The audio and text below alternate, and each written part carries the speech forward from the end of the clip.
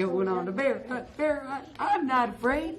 Calvin Lapidus loves nursery school, but then again, his mother Audrey says he's a naturally happy kid. And he's really easygoing, so he pretty much likes everything. Most of all, he loves people, he loves hugs, he loves his sister. And big sister Sadie loves Calvin back, entertaining him to his delight. But at 3.5, Calvin can't walk or talk and is intellectually disabled. Although Audrey saw early signs that worried her, doctors said his development was normal. But by 8 months, he hadn't started sitting up on his own, and he wasn't rolling over on his own, and he was just missing his milestones. A frantic odyssey to discover what was wrong led the family to the Clinical Genomics Center at the University of California, Los Angeles. Calvin was screened with a new test called exome sequencing, an analysis of the entire genome at once instead of gene by gene.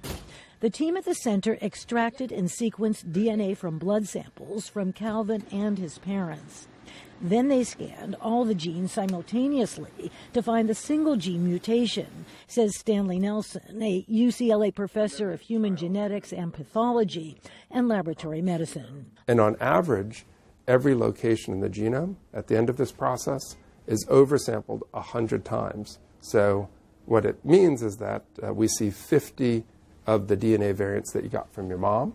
We see 50 of the DNA variants that you got from your dad at every single base position in the exome or in the protein coding part of the genome. So that makes it incredibly high quality. Of the 5,000 rare genetic diseases considered, Calvin's symptoms matched Pitt-Hopkins syndrome. Since that diagnosis, over 814 patients whose conditions had previously baffled doctors have been tested using the new protocol. Among the most complex cases like Calvin's, 40% received a definitive diagnosis compared to 5% just 20 years ago.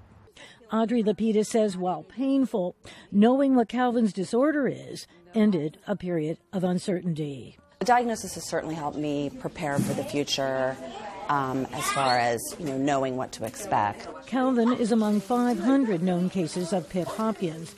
And since his diagnosis, his family has taken steps to help others, creating the Pitt-Hopkins Research Foundation, dedicated to finding a treatment and cure for the disease. Rosanne Skirble, VOA News, Washington. Are we ready to go to